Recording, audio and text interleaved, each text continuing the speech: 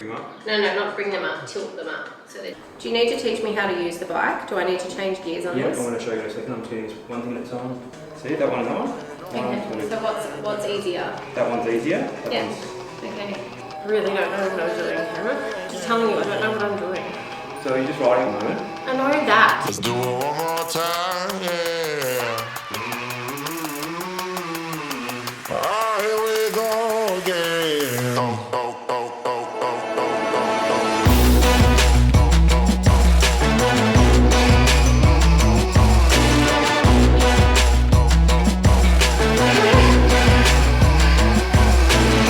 So here we are, a pinnacle moment in any marriage where a husband and wife will duel it out in a virtual cycling race hosted by Zwift. We have a 9.9 kilometer race with 85 meters total of climbing, and word on the street is this race will be done at full tilt. In order for Cam Nichols to race in C grade today, he's had to transform into this guy right here, Larry Big Wad, meaning Cam is 120 kilograms for this race, putting him at a lovely 2.9 watts per kilogram, the same as his beautiful wife Alice, also at 2.9 watts per kilogram. And look, they're off and racing already, and holy smokes, Alice has shot out of the blocks, leaving Cam for dead. All those mind games saying she didn't know. Ha ha ha, welcome to sport, Cameron, you dickhead, she fooled you. And the extra 40 kilograms of weight has left him totally dragging the C-grade chain. He's simply confused and all over the place, but surely after the race settles and Cam and Alice are side by side. Alice is carefully watching her overweight husband because she simply cannot trust him. With some riders up the road, Cam tries to redeem his horrendous start, coming to the front and pulling a turn, but shortly afterwards, Alice goes flying past him to show a bout of strength. There is definitely some mind games going on here. And looky here, they've hit a big climb, and shortly after, Cam is having to close a gap while Alice plays it smart, sucking his wheel. As much as Cam enjoys a good old-fashioned wheel sucking, he manages to put the pressure down and close the gap, but wait, is Alice getting snapped off the back? Oh dear, what is happening here?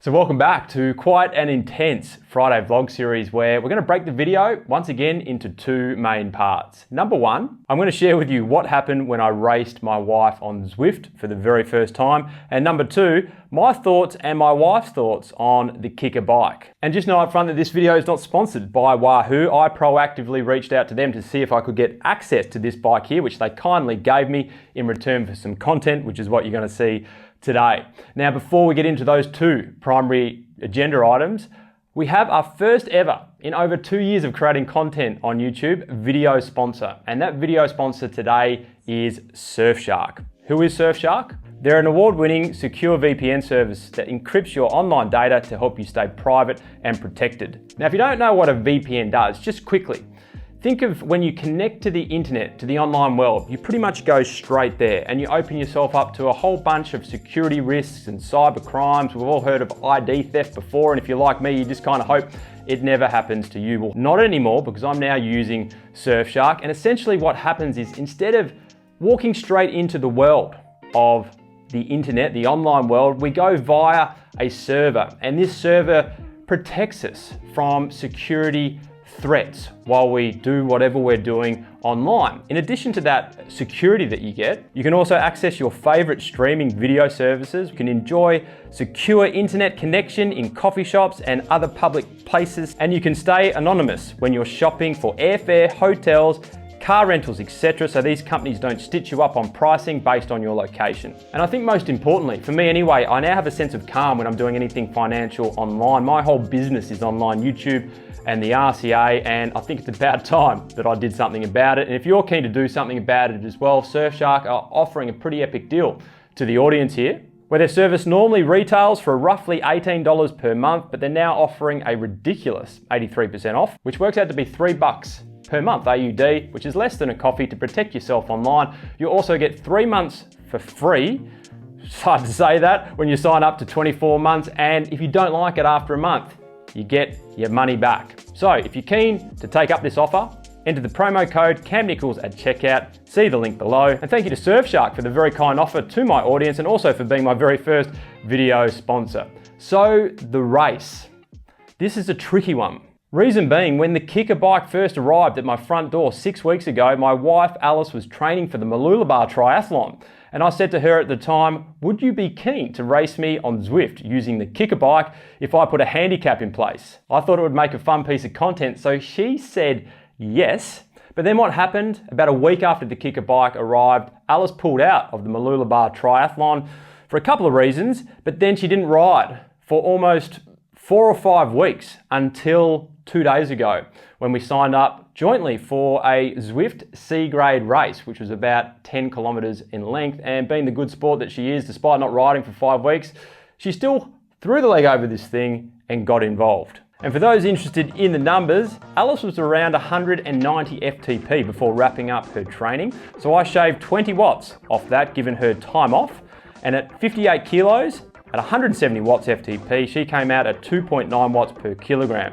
Myself, I hadn't done an FTP test for a while, but looking to make things challenging for me, I stuck with the last Sufferfest Half Monty FTP test I did earlier this year, which was 350 watts, meaning I had to make myself 120 kilos to get to 2.9 watts per kilo also. So this was Alice's first experiences on the Kickr bike. And we had some challenges. And to be fair to me, I spent the whole morning, over 2.5 hours, setting everything up. And I said to her specifically, can you please give me at least 20 minutes to come downstairs, get on this bike and give it a little test before we get into the race. But in true Alice fashion, she gave me less than 10 minutes for a full overview of the Kickr bike and of course her warm-up. Clearly not enough time, but of course, everything was my fault. Marriage.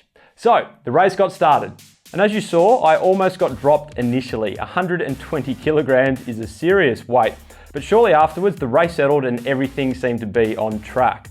While there were a couple up the road, I wasn't really paying attention to that. I was actually more concerned if C grade was the right choice for Alice, given the circumstances. You see, Alice has raced once before in a Zwift D grade race, and I set her up in D grade just to get the ball rolling for her first one, but officially she is C grade. However, not having ridden for around a month, despite having solid conditioning before the time off, it was a tricky situation, and I know what some of those serious Zwifters out there will be doing. They will be analysing my data decisions with a fine-tooth comb. And while Alice was definitely suffering a bit at times, things were going quite well, and it appeared we were going to make a race of it. And ultimately, I would be able to outsprint my wife in a glorious cutthroat finish, something that I had been daydreaming about days prior. Then at roughly the 7.5 minutes mark, we got to a nasty 8%er. Alice's Kickr bike started to rise to coincide with the increasing gradient. And her singing, my friends, that quickly turned into gear anger. Either drop their hits that day or oh, get the fuck out there, come on, quit the show. Should I be on the other one now? Fuck.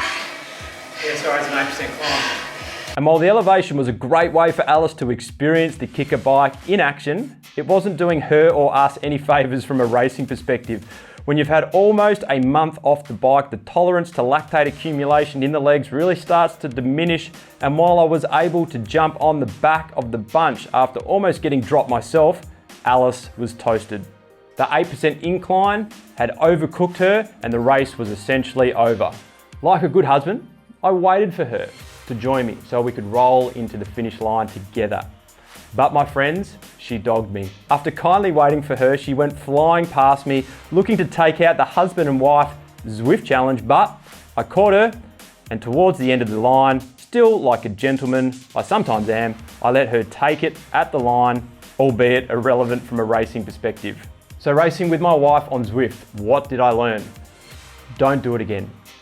We probably should have selected D grade given the circumstances, and despite the pain and suffering, and a lot of anger towards me, Alice is now a fan of the Kickr bike, which is part 2 of this video.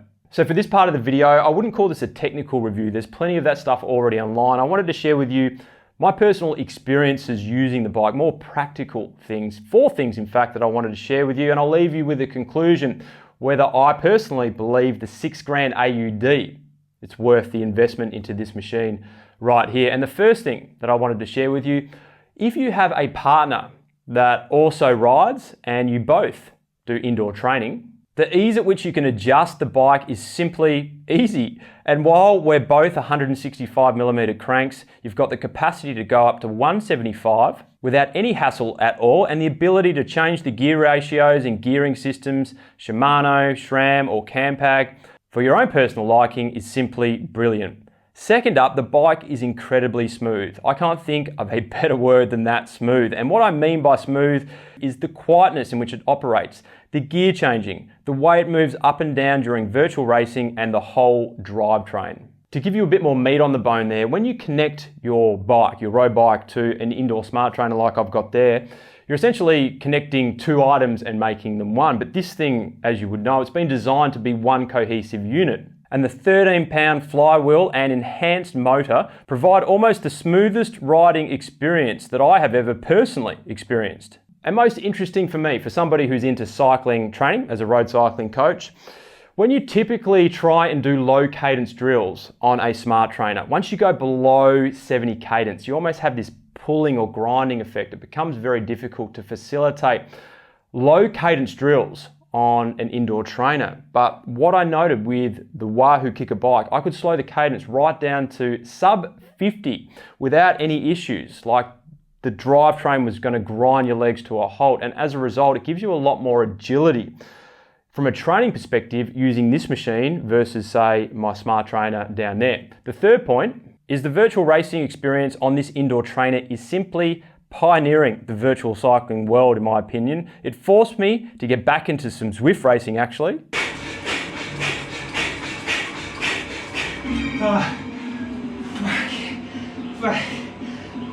Which hurt a lot, but ultimately I was blown away.